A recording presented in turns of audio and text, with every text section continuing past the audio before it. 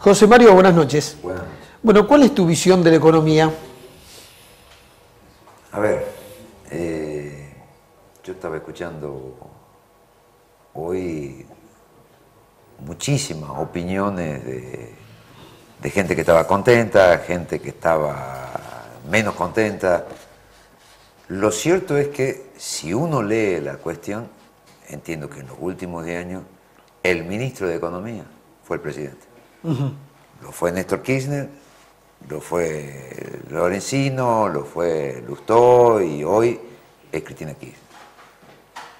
Tampoco entiendo de que un funcionario pueda tener vuelo propio ilimitado sin la anuencia del presidente. Mucho menos la característica del matrimonio, que tienen información e intervienen en prácticamente todos los sectores de la decisión. No concibo que alguien tenga vuelo propio, lo cual puede ser bueno y a veces no tan bueno, porque normalmente no crece nadie, sobre todo cuando uno tiene el periodo de tiempo limitado porque no va a tener reelección y nadie de su entorno o que esté muy próximo, aún políticamente, se lo ve que vaya creciendo. Capitanich concretamente es uno de los candidatos viables.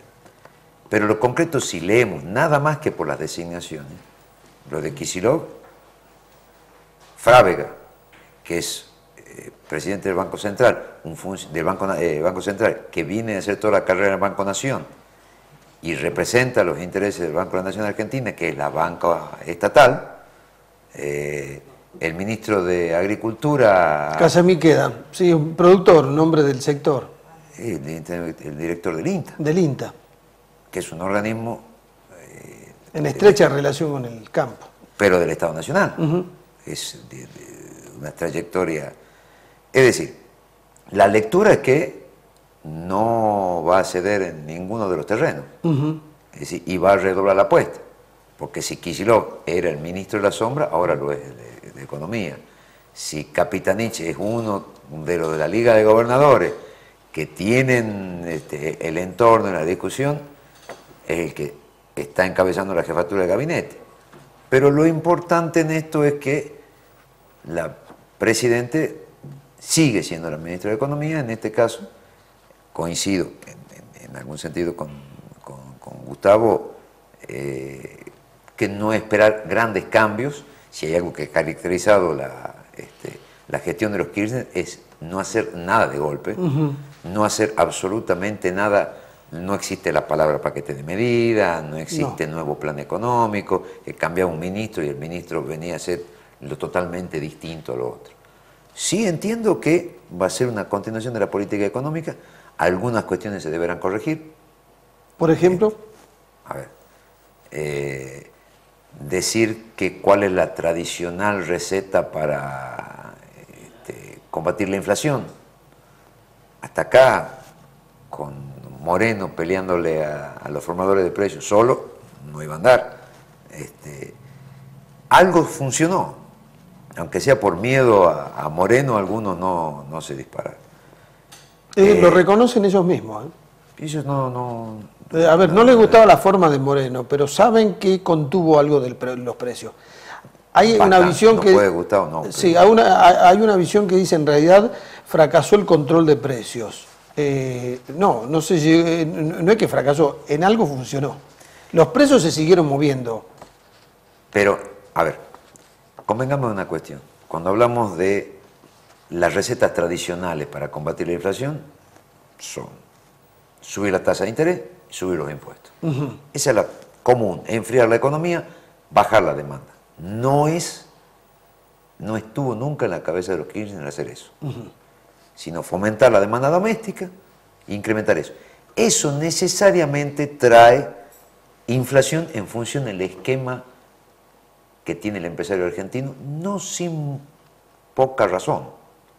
Tiene una experiencia nefasta cada vez que acompañó los procesos de abastecer la oferta, le clavaron el tipo de cambio y se quedó con la fábrica sin poder competir con el importado, que eso no coincido con la idea de trabajar libremente. El tema del cepo cambiario. ¿Aumentar el ritmo devaluatorio? Sí, pero muy gradualmente. No lo que quisieran ciertos sectores. Pero no nos olvidemos que cuando estamos acelerando ese tipo de cosas, coincido en que hay muchos de los productos, sobre todo los productos agropecuarios, que tienen cargado el precio del blue. A la hora de sincerar la economía, hay gente que está jugando mal.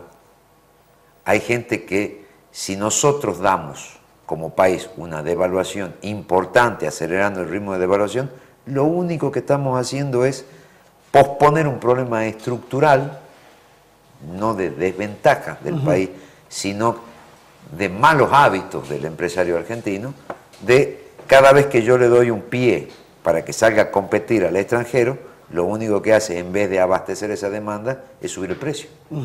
En eso, alguna vez lo conversamos, que el Estado falló en alentar la inversión, la reinversión de utilidades, por metas impositivas, por beneficios fiscales, etcétera, etcétera.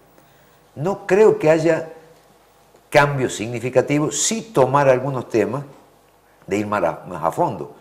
Cómo ver el tema del proceso de tener la fuga de dólares. Coincido que muy probablemente ocurra eso, de aumentar un poquito con el tema del turismo. Le sacó el turismo en un año 9.000 millones. Sí, al pero Banco Central. El problema es que el neto queda en los 9.000 millones, porque no se me ocurre que ningún turista extranjero vaya a pagar, a cambiar una casa de cambio para pagar sus consumos acá en el país. Directamente el turismo va y cambia en la calle, en la cueva, que le resta el ingreso de dólares por el turismo que vendría. Si yo quiero ver algún tipo de dólar turista, que es menos complicado de lo que parece, pero que las mismas casas de cambio puedan volver a operar en ese sentido de que cambiar el sector turista, que tenga un neto por ingreso y egreso, porque pueden tener un dólar alto, no necesitan ir a cambiar a la calle. Respecto a la salida de turistas al exterior, bueno, tiene dos cuestiones. Una cuestión es lo que gasta el turismo en el exterior, una parte con el dólar oficial a 6 pesos y otra parte que estará a 7 y monedas hoy, producto de la retención de impuestos a la ganancia, pero que también se la tiene que devolver el año que viene. Es decir, que eso podría tener algún tipo de cuestión más prolija, más organizada y más fácil de controlar. Hoy el tema turismo, con los paquetes de turismo que lo está cobrando ese 20%, los responsables son las agencias de viaje, que son mucho más controlables y es información que hoy se tiene acceso y es más fácil de manejar. ¿Cómo drenar ese tipo de cosas?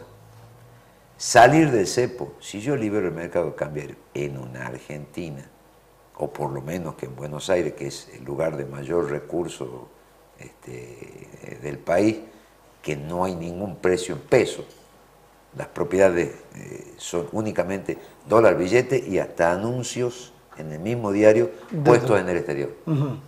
Bueno, eso no se lo va a cambiar un día para el otro. Pero por otro lado hay otra cuestión y tiene que ver con el Banco Central también. En este esquema de cepo cambiario, provocar un cimbronazo a un gobierno, históricamente se le hizo con 2 o 3 bolillas, presionando sobre el tipo de cambio un par de días con no muchos millones de dólares en el medio, o no demandando muchos millones de dólares. El resto era tirar la bolilla adelante y producir una corrida. Hoy una corrida con cepo bancario es imposible. Imposible. Porque la primera reacción de la corrida es, me llevo los ahorros, pero primero los cambio en dólares. Pensar en el país, con respecto a fuga de divisas y ese tipo de cosas, que el Estado le va a proveer a aquellos que quieren ahorrar en otra moneda. Anoche lo escuchaba a un periodista de C5N, creo que Lajes. Hablaba de volver a un país normal, donde yo pueda ahorrar en pesos si quiero o en dólares si quiero. Yo no sé cuál es su concepto de país normal. En ningún lado del mundo se puede ahorrar en un sistema financiero que no sea en la moneda local. ¿Eso qué significa? Si yo aliento la demanda, porque no lo estoy atrayendo con tasas de interés que perjudican a aquel que necesita crédito, puedo abastecer mover el mercado de la construcción, la industria automotriz, el consumo doméstico. Si yo intento frenando la inflación, enfriando la economía, estoy perjudicando a la gran mayoría de la población.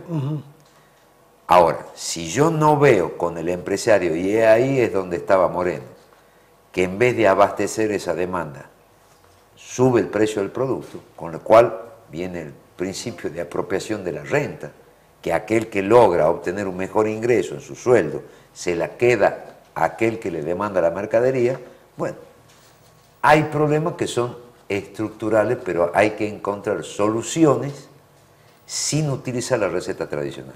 Kicillof no es un economista ortodoxo, todo lo contrario, es un economista heterodoxo que puede generar algún tipo de cuestión. Lo del cepo cambiario puede haber sido un error, pero pensar que el sistema financiero argentino puede estar en peligro por corrida bancaria o ese tipo de cosas, no existe. Entonces vos lo que decís es lo siguiente, a ver, tenemos que esperar, el tema de inflación no va a haber una mayor corrección, o sea, no va a ser igual, porque a ver, el gobierno, lo que vos decís, alienta el consumo y lo que busca es que el empresario genere más bienes y servicios. Ni más ni menos. Y que la gente le consuma. Claro. El consumo doméstico. Vos decís que el gobierno no va a frenar ese consumo para que se frene la inflación, porque perjudica entonces a Te quien resumo en una situación. Hoy el salario promedio sí. del argentino es uno de los más altos de Latinoamérica. En promedio. Y no significa de que haya una pirámide muy alta. Estamos hablando que en el mismo Europa, que antes se hablaba de 1000 euristas, hoy en España son 800 euristas y 700 euristas también. Es decir, y hay una altísima desocupación. Aplicando ese tipo de recetas para resolver las crisis de endeudamiento. Si en ese sentido van a ir de mal en peor. Bien, entonces vos decís en eso. ¿Cepo cambiario va a seguir? Hay que esperar ahora, alguna medida para cargar el turismo algo más. Ni más ni menos. Bien. ¿Cómo van a frenar la caída de reservas?